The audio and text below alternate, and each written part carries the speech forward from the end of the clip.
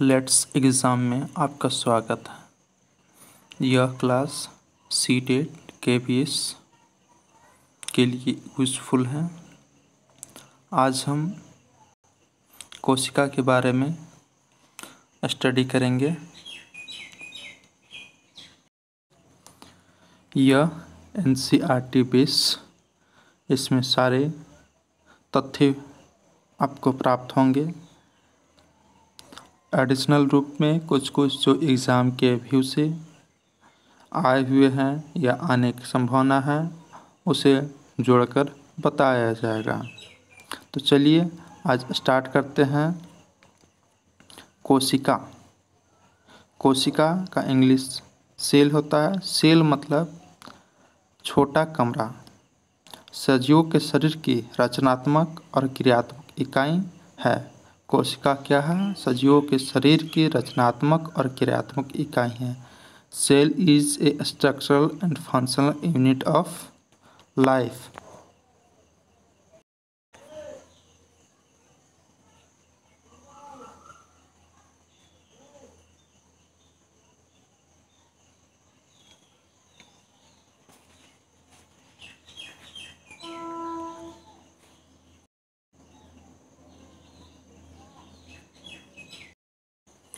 Cell की खोज Robert Hooke ने 1665 ईस्वी में किए थे।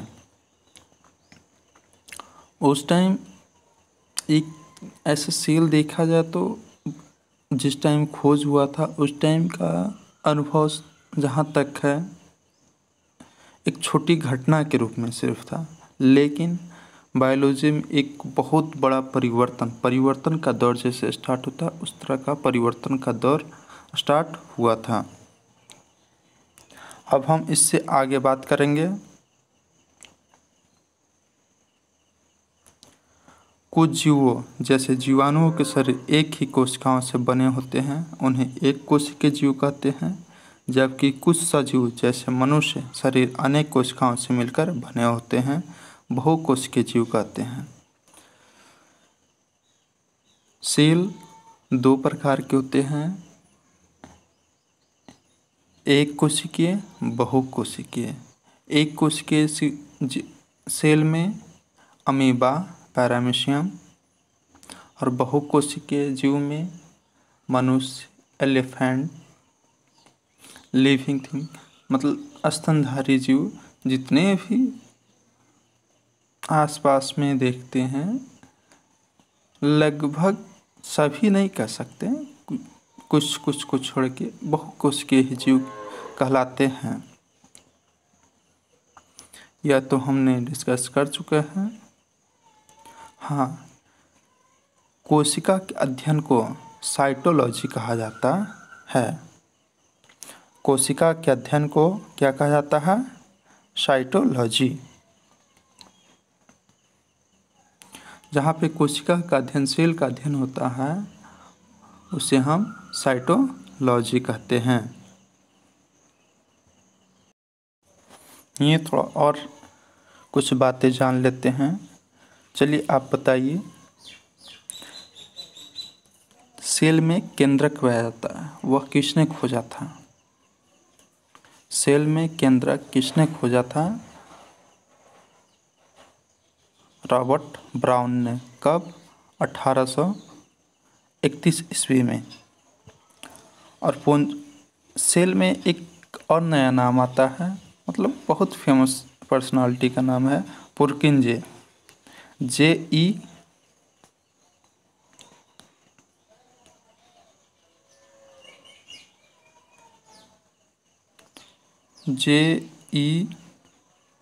पुरकुंजे।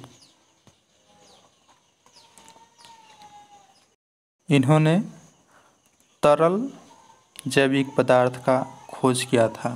जो सेल में कुछ सब्सटेंस होते हैं, हाँ, कुछ तरल पदार्थ होते हैं जल की तरह, जल की तरह, उसका खोज पुरकुंजे ने किया था। और स्लाइड और स्वाडन ने सेल थ्योरी का सेल थ्योरी दिया था। चलिए अब उससे आगे बात करते हैं। सबसे लंबी कोशिका तंत्रिका कोशिका को कहा जाता है। सबसे लंबी कोशिका तंत्रिका कोशिका को कहा जाता है। सबसे बड़ी कोशिका शुतुरमुर्ग का अंडा। अगर लंबा में पूछा जाए तो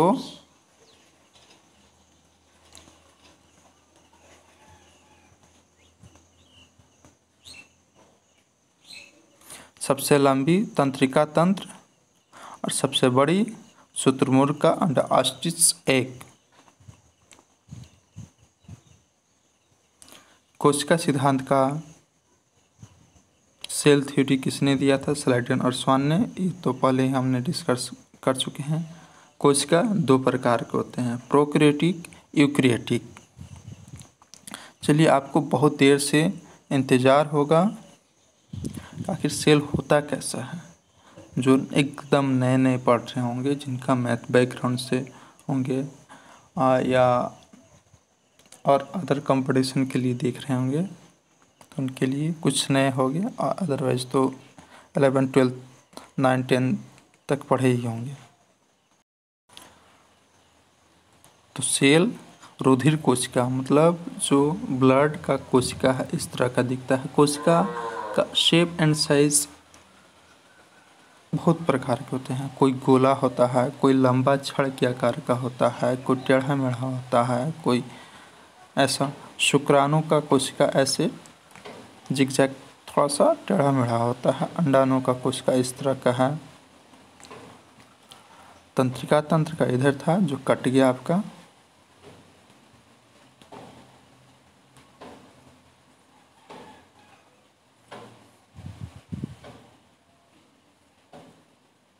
ऐसे करके होता है। इसमें 4 जनों का होता है। थोड़ा प्रोकैरियोटिक और यूकैरियोटिक में अंतर जान लेते हैं। दोनों में क्या क्या अंतर है सो। प्रोकैरियोटिक और यूकैरियोटिक। प्रोकैरियोटिक प्रोटीन तथा कार्बोहाइड्रेट की बनी होती है, जबकि यूकैरियोटिक यह सेलुलोज की बनी होती है। प्रोकैरियोटिक किस चीज़ का? प्रोटीन या कार्बोहाइड्रेट, या प्रोटीन और कार्बोहाइड्रेट दोनों की बनी हो सकती है, लेकिन यूकैरियोटिक सेलुलोज का बना होता है।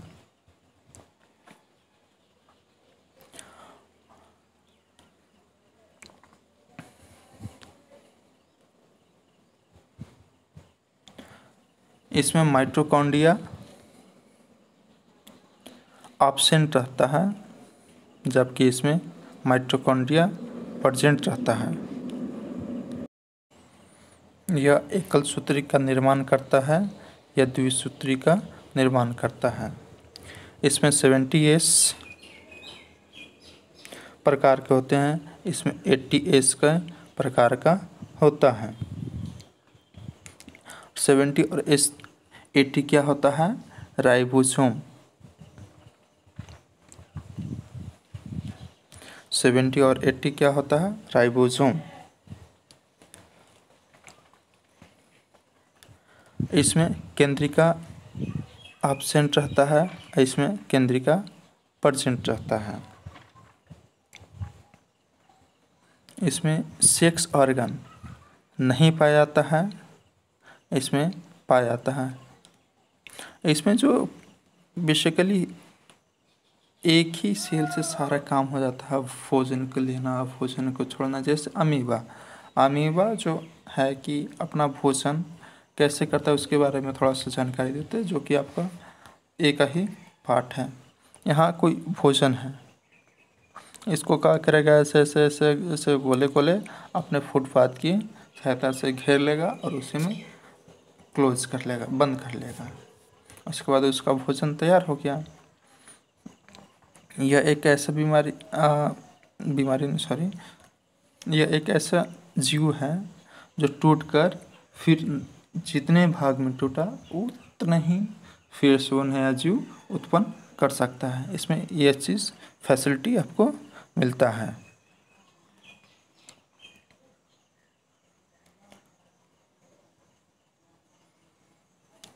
इसमें लाइसोसोम, सेल 1 में लाइसोसोम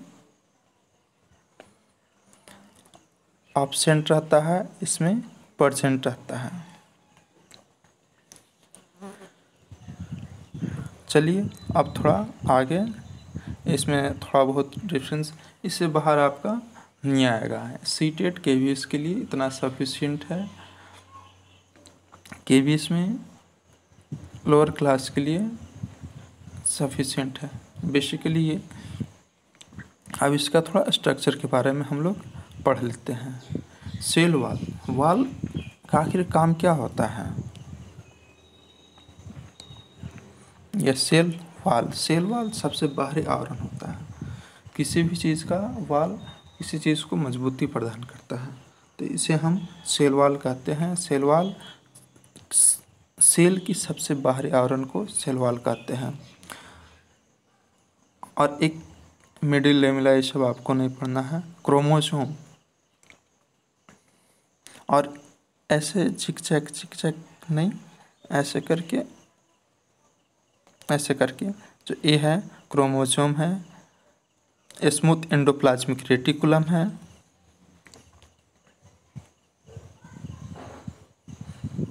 ईआर दो प्रकार के होते हैं, स्मूथ एंडोप्लाज्मिक रेटिकुलम जो कि यहाँ इसके बारे में बात कर रहे हैं, एक रफ एंडोप्लाज्मिक रेटिकुलम, इसमें कहीं आगे ही होगा। हाँ देखिए यहाँ जो न्यूक्लियस के आसपास में जितने घेरा लगे हुए हैं वह रफ एंडोप्लाज्मिक रेटिकुलम के रूप में पाया जाता है। हाँ, तो अब न्यूक्लियस का बात की, न्यूक्लियस कहाँ पे है? यहाँ पे है, यह न्यूक्लियस है। यह टोटल आपका आवरण न्यूक्लियस का है। ये जितने द्रव्य चीज़ दिख रहे हैं ये प्लाज्मोडियम है।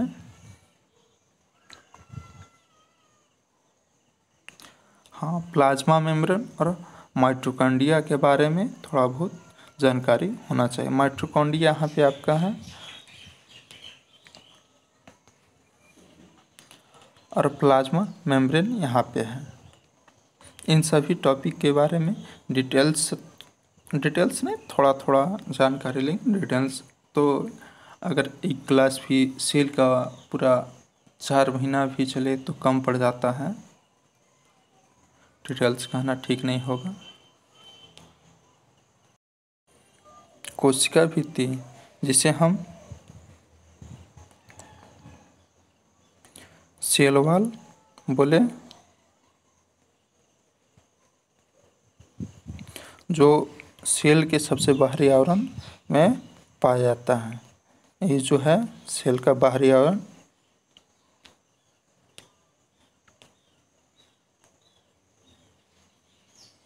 इसको कोशिका भित्ति कहते हैं। यह केवल पादप कोशिका में पाया जाता है। यह सेलुलोज का बना होता है। सेलुलोज प्लांट से ही प्राप्त होता है। इसका वर्क क्या होता है? सिर्फ इसका वर्क होता है किसी चीज़ का स्ट्रक्चर, मतलब उसका आकृति प्रदान करना। कोशिका झिल्ली, इसके बारे में बात करें। कोशिका झिल्ली, यह पतली झिल्ली द्वारा घिरे हुआ रहता है, उसे कोशिका झिल्ली कहते हैं। यह कोशिका के अंदर आने और अंदर से बाहर, जैसे कि रूम में हम देखते हैं कि किसी कमरे में जो दरवाज़ा का काम होता है फिल्टर करना, जैसे पानी का काम होता है, फिल्टर का काम होता है, पानी को जो कचरा है उसको बाहर निकालना और शुद्ध इसी तरह का इसका भी कोशिका झिल्ली का भी वर्क होता है। तारका, इसकी खोज तारक का इसकी खोज बेवरी ने की थी। यह केवल जंतु कोशिका में पाया जाता है। इसका खोज कौन किया था? बेवरी ने किया था। यह सिर्फ जंतु कोशिका में पाया जाता है, एनिमल में पाया जाता है।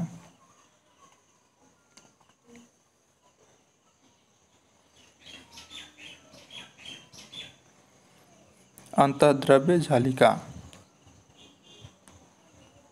एंडोप्लाज्मिक रेटिकुलम,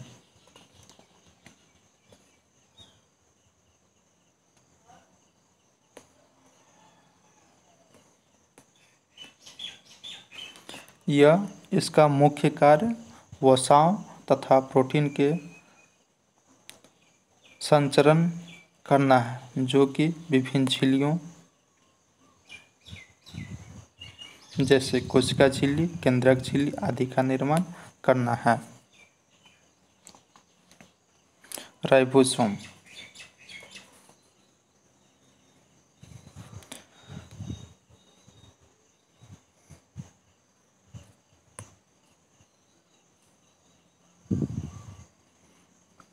राइबोसोम में आरएनए नामक एवं अन्य प्रोटीन की बनी हुई पदार्थ पाए जाते हैं। यह प्रकाश संश्लेषण के लिए उपयुक्त होता है। आरएनए और डीएनए, डीएनए का फुल फॉर्म क्या होता है? Deoxy ribo nucleic acid. RNA ribose nucleic acid. Mitochondria,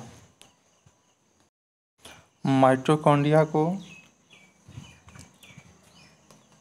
power house of cell भी कहा जाता है।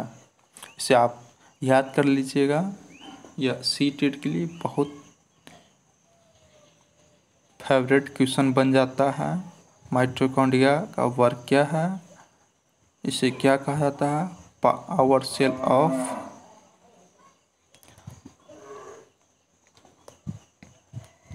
पावर हाउस ऑफ सेल कहा जाता है। यह यूकेरियोटिक के भीतर प्रोकैरियोटिक कोशिका माना जाता है।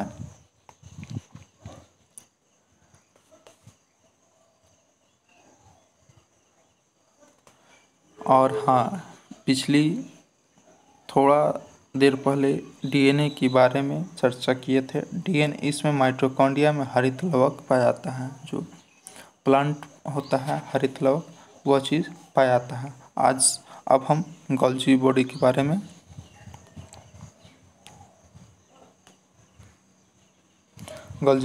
इसकी खोज कैमिलो गोल्जी नामक वैज्ञानिक ने किया था। यह सूक्ष्म नलिकाओं के समूह एथेलियो का बना होता है। बात कर रहे थे लवक। लवक 3 प्रकार के होते हैं।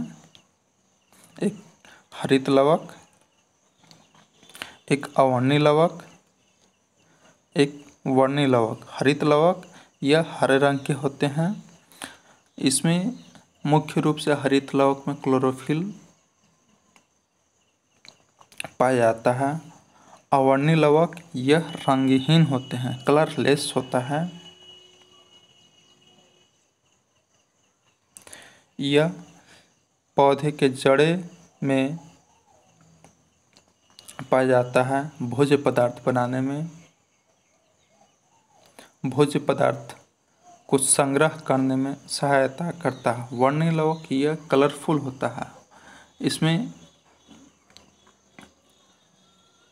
इससे फूल, फल, बीज आदि बनाने का कार्य करता है।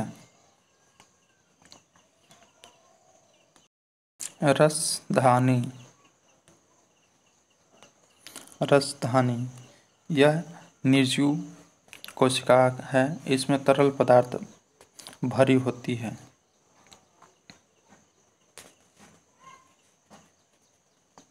राजधानी यह प्रायः कोशिका के केंद्रक में पाया जाता है। राजधानी कहाँ पाया जाता है? कोशिका के केंद्रक में। राजधानी कहाँ पाया जाता है? कोशिका के केंद्रक में पाया जाता है।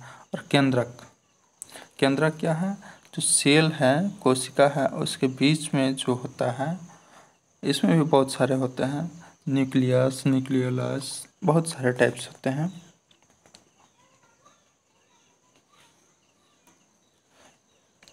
तब हम बात करेंगे केंद्रक का।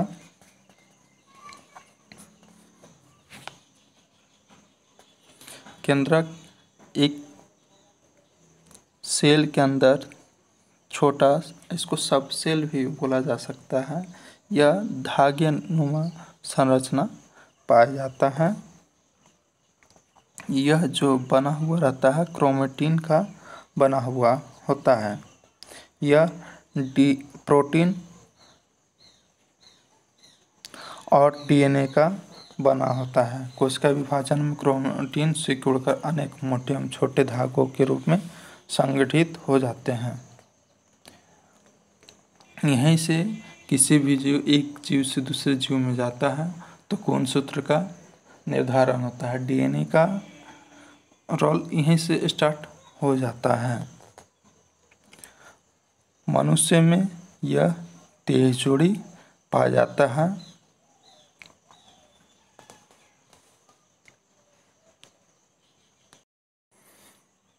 केंद्रक के चारों ओर दोहरे परत स्तर होते हैं, जिन्हें केंद्रक झिल्ली भी कहा जाता है।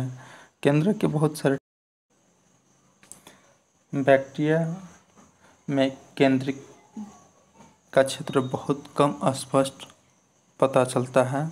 यह बहुकोशिकीय जीवों में स्पष्ट रूप से पता। हमने पीछे एक बात किए थे प्रोकैरियोटिक और यूकैरियोटिक के बारे में। तो प्रोकैरियोटिक और यूकैरियोटिक में केंद्रक का महत्वपूर्ण भूमिका अदा होता है। तो आज एक एनसीईआरटी का लाइन है, उसको हम पढ़ के आपको बताते हैं। ऐसे जीव जिसका कोशिकाओं में केंद्रक झिल्ली नहीं होता उसे प्रोकैरियोटिक कहते हैं। प्रो मतलब पूर्व, कैरियोटिक मतलब कैरियन या केंद्रक होता है। और यूकैरियोटिक जिसके केंद्रक में, जिस जीव की कोशिका में केंद्रक झिल्ली होता है उसे यूकैरियोटिक कहते हैं। प्रोकैरियोटिक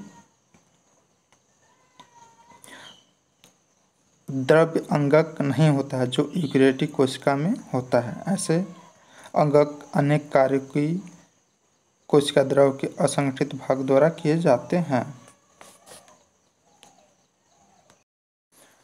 अब इन सब के जितने टाइप से एमसीक्यू बनेंगे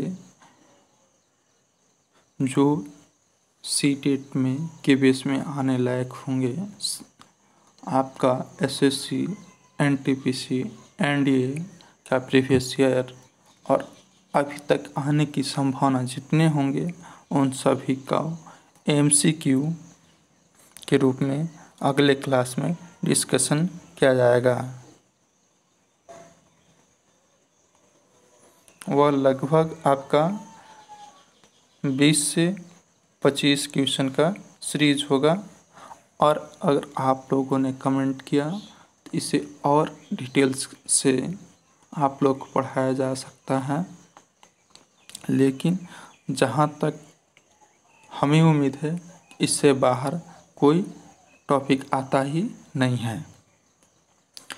खुश रहिए, पढ़ते रहिए और वीडियो को शेयर कीजिए, जितना हो सके उतना शेयर कीजिए, लाइक कीजिए, कमेंट कीजिए। कोई भी परेशानी हो टॉपिक से रिलेटेड हमें कमेंट करके ज़रूर बताएं। Thank you, have a nice day.